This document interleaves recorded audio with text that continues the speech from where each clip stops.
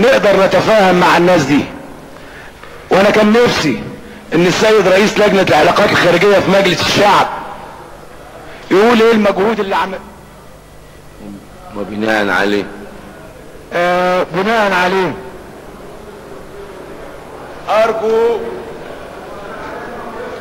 ارجو تفعيل دور الدبلوماسية الشعبية، طالما ان الدبلوماسية الحكومية ثبت فشلها، وطالما حدث ان السيد وزير الخارجية المصري شكرا ضرب بالشكشك في المسجد الاقصى، شكرا خلاص يبقى كده. تفعيل دور شكرا جزيلا. بلادي بلادي بلادي ولا عمري افرط فيك يا بلادي بلادي بلادي بلادي واموت وانا بكتب فيك يا بلادي بلادي بلادي. عاوز اقول انه العدل، واحد وزير الاستثمار اللي كان مشرفنا يعمل مكتب يكلفه 80 مليون جنيه عشان يقعد فيه. فايت الاستثمار اهو، ده انا افتكرته لو كان ده 5 نجوم. هو ده كلام؟ وبعدين استثمار ايه اللي عمله؟ حضراتكم لو شفتوا مبنى هيئة الاستثمار تتخضوا. مش ممكن لو كان ده 5 نجوم. طب هو عمل ايه؟ زي ما تفضل الزملاء وقالوا، اول ما جه عمال يبيع في الشركات، شركة زي شركة الدلتا للغزل والنسيج، شركة الارض اللي فيها بس تساوي لها 400-500 مليون جنيه، اخو رئيس مجلس الادارة عاوز ياخدها ويخبطها في كرشه ب45 مليون جنيه. هل ده كلام يا ناس؟ العدل.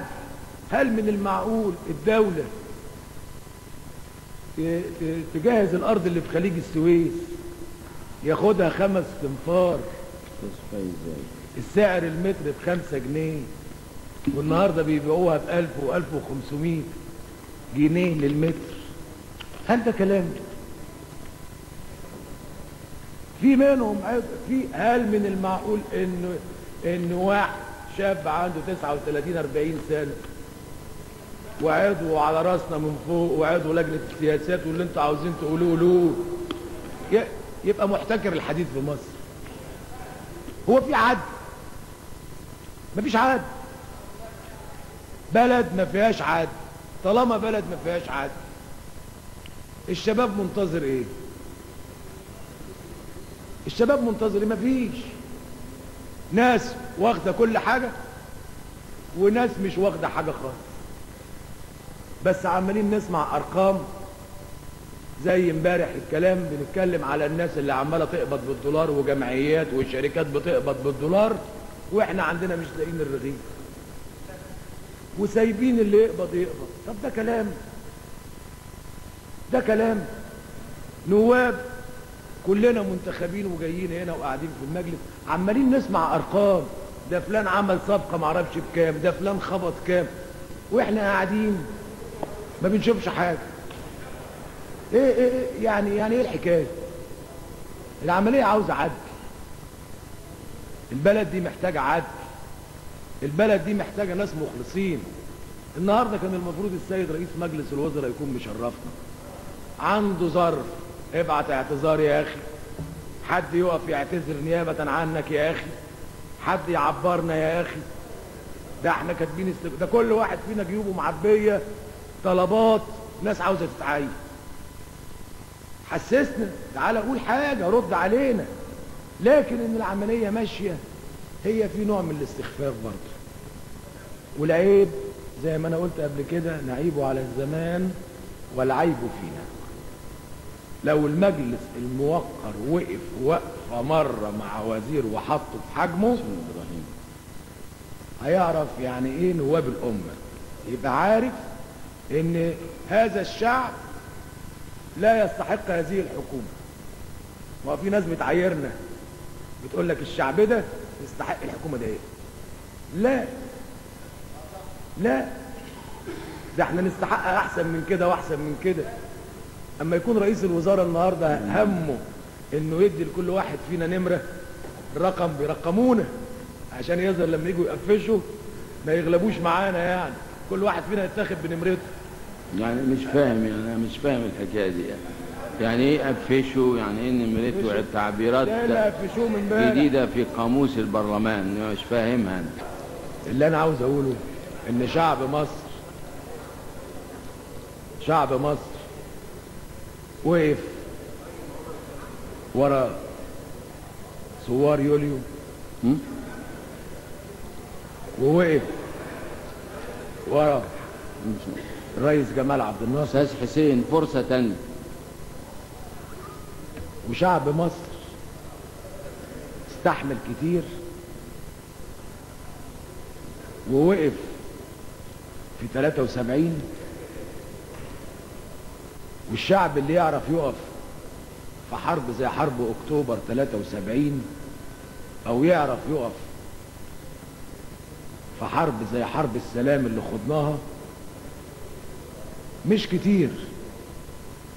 كتير على هذا الشعب اللي عانى وما زال بيعاني انه يحس بالعدل.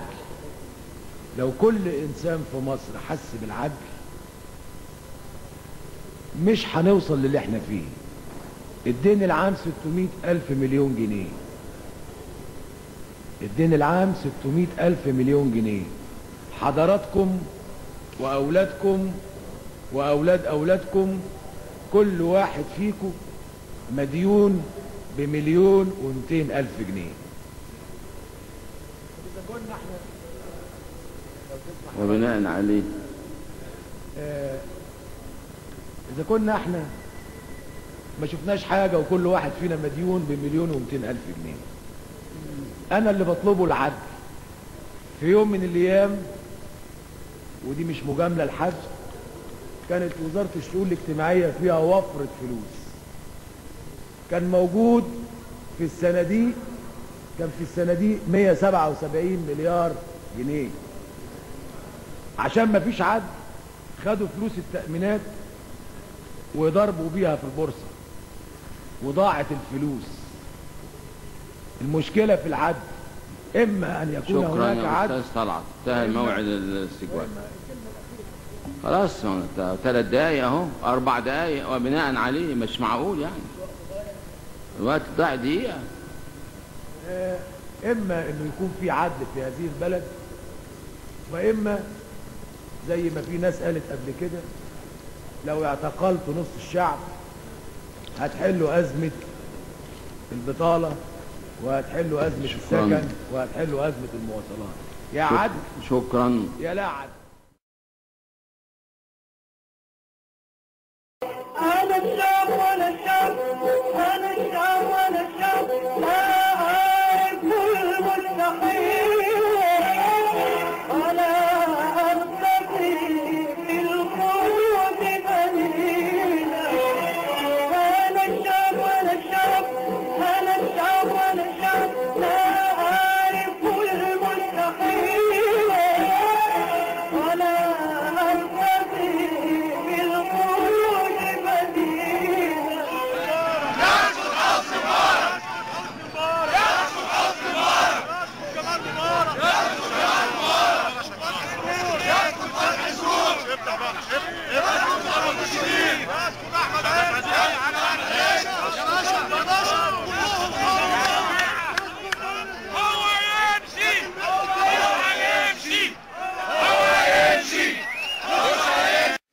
يا رب وفقك على ما يرضى ربنا والرسول. الحمد لله.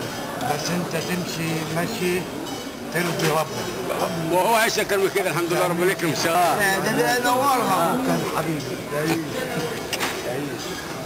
وجمال عبد الناصر كان حبيبي. حبيبي نعم. كده صح ولا لا؟ كده تمام. بس بيقول لي اللي عملتوه جاي شوف شكلك. والله العظيم ان شاء الله ربنا خير كثير ان شاء الله. بركة النبي. الفاتحة يا اخوان. الفاتحة. اللهم صل على سيدنا محمد صلى الله عليه وعلى آله وصحبه وسلم. يحيى قيوم على